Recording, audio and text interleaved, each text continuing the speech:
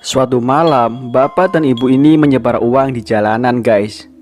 Sebelum disebar, uang itu seperti dibaca-bacain mantra oleh mereka. Keesokan harinya, Ucup dan Asep ingin pergi ke lapangan untuk bermain bola. Di tengah perjalanan, mereka nemu uang 100.000. Kemudian mereka sepakat untuk membagi uang itu 50-50. Malam harinya saat mereka tidur, mereka didatangi oleh sosok setan dan mereka berdua pun dibunuh oleh setan tersebut. Ternyata uang yang disebar di jalan itu adalah uang tumbal pesugihan.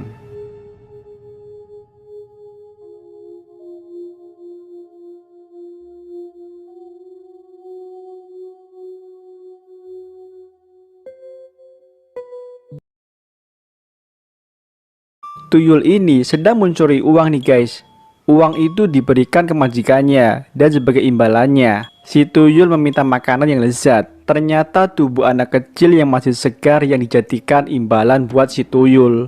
Si tuyul pun sangat suka dengan imbalan yang diberikan oleh majikannya. Suatu hari ada seorang warga yang datang ke rumah orang pintar. Dia menceritakan bahwa banyak warga yang kehilangan uangnya. Pak Dukun itu bilang bahwa semua itu ulah si tuyul dan dia akan mengatasi hal itu. Suatu malam, si tuyul beraksi kembali untuk mencuri uang. Ternyata si tuyul telah dijebak, guys, oleh si dukun itu.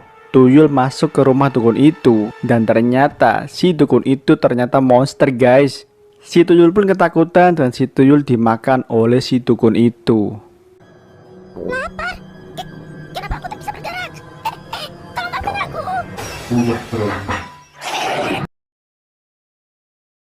Mobil yang mengantarkan bantuan untuk korban bencana alam. Berhenti. Rudy sedang mengantarkan bantuan makanan untuk korban bencana alam. Namun di jalan dia dicegat sama si Asep. Kata si Asep kalau lewat situ harus bayar. Rudy heran kenapa harus bayar, ini kan jalan umum. Namun Asep mengaku bahwa itu adalah daerah kekuasaannya. Jadi kalau Rudy mau lewat, Rudy harus bayar. Akhirnya si Rudy pun memberikan sejumlah uang kepada Asep. Asep dan Ucup senang bisa mendapatkan uang dengan mengelabui supir yang lewat situ. Di situ Asep salah ceplos bilang begini, kalau begini mah nggak apa-apa ada bencana setiap hari, biar bisa terus dapat duit. Tiba-tiba gempa datang lagi, dan Asep mendapatkan karma, jatuh di telan bumi dan kakinya pun patah.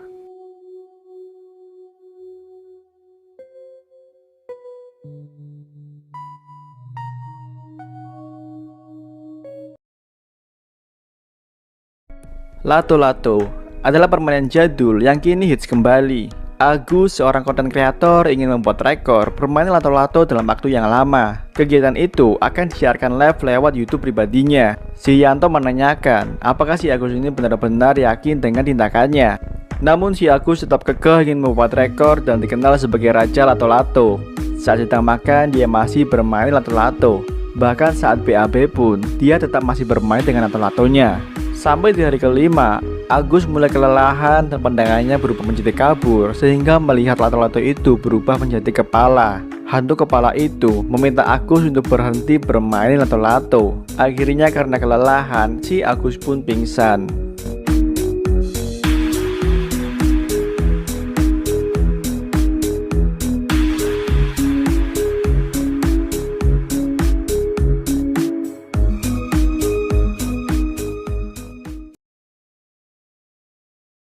Fajar sad boy, bocah viral dengan kata-kata ambiarnya. Suatu hari, Fajar diundang oleh Kang Dini Cagur. Fajar ditanya-tanya soal mantannya. Seperti biasa, dia menjawabnya dengan kata-kata puitis. Fajar juga ditanya berapa bersaudara. Fajar pun menjawab bahwa dia 4 bersaudara. Dan dari keempatnya itu, ayahnya lah yang paling tua. Wawancara selesai, Fajar pun pulang. Di jalan, Fajar diikuti oleh sosok Mbak Kunti. Sambil berjalan, Fajar terus saja mengeluarkan kata-kata puitis. Sampai pada akhirnya, si Fajar merasa bahwa dia tersesat, guys. Betapa kagetnya Fajar, ada Mbak Kunti sedang nangkring di atas pundaknya si Fajar. Ternyata Mbak Kunti ini baru saja putus dari pacarnya, guys. Dan si Mbak Kunti ini suka dengan si Fajar. Mbak Kunti ingin si Fajar menjadi pacar barunya. Karena ketakutan, si Fajar akhirnya pingsan, guys.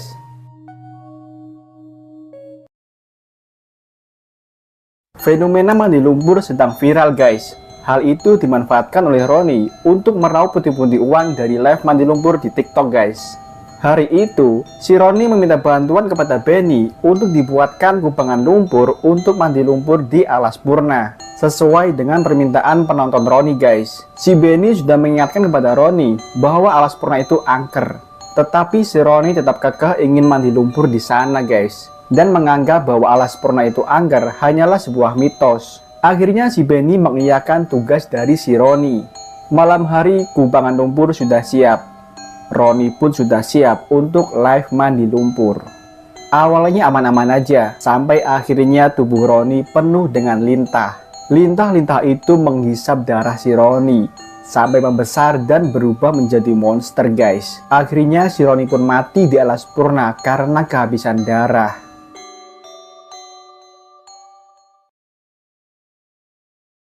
Ada orang yang sedang menelusuri gedung terbengkalai nih guys. Dia sendirian, tak ada orang lain yang menemani dia. Ruangan demi ruangan ia jelajahi.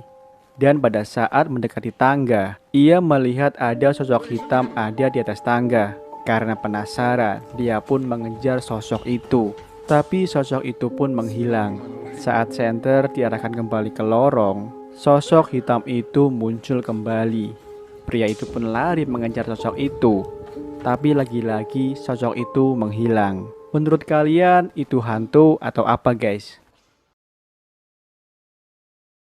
Seorang pria bernama Yongji sedang jogging di malam hari. Dia melihat seorang pria yang sedang berlaku kasar kepada seorang anak kecil. Awalnya Yongji tidak menghiraukan hal itu, tapi melihatnya dia jadi kasihan dan mencoba menolongnya. Pria itu pun hanya tersenyum kecil dan langsung lari meninggalkan mereka berdua. Kemudian anak kecil itu tersenyum, tapi entah kenapa itu membuat Yongji malah lari. Suatu malam, Yongji turun dari bis dan ketemu lagi dengan anak kecil itu. Dia pun tersenyum kepada Yongji. Sama seperti sebelumnya, Yongji pun langsung pergi meninggalkannya. Yongji juga pernah mendapatkan telepon dari orang misterius. Dan ternyata yang menelpon itu adalah anak kecil itu. Yongji kembali jogging dan ketemu lagi dengan anak kecil itu. Yongji melakukan hal yang sama seperti pria waktu itu. Dan hal itu diketahui oleh pria yang sedang pulang kerja. Hal itu membuat Yongji senang dan dia pun lari meninggalkan mereka berdua. Tiga mahasiswa ini sedang melakukan KKN di sebuah desa terpencil nih guys. Mereka pun menempati rumah yang sudah lama kosong. Suatu malam, si Yayan pergi keluar rumah untuk membeli mie ayam. Tapi di jalan dia melihat ada bola api yang terbang. Dia pun menceritakan kejadian itu kepada teman-temannya. Tapi tak ada satupun temannya yang percaya dengan si Yayan. Tengah malam, Putri diganggu oleh sosok wanita berbaju putih. Paginya, Putri pun menceritakan kejadian semalam kepada si Yayan. Dengan kejadian itu, mereka berpikir sepertinya ada yang aneh dengan desa ini. Malam harinya giliran Sari yang diganggu. Saat sedang merapikan kamar tidur, si Sari diganggu oleh sosok wanita. Melihat itu, Sari pun pingsan. Dengan adanya kejadian-kejadian aneh itu, membuat mereka berpikir untuk mengakhiri KKN ini. Pagi harinya, mereka memutuskan untuk menghentikan KKN di desa tersebut. Kira-kira ada cerita apa ya dengan desa dan rumah tersebut?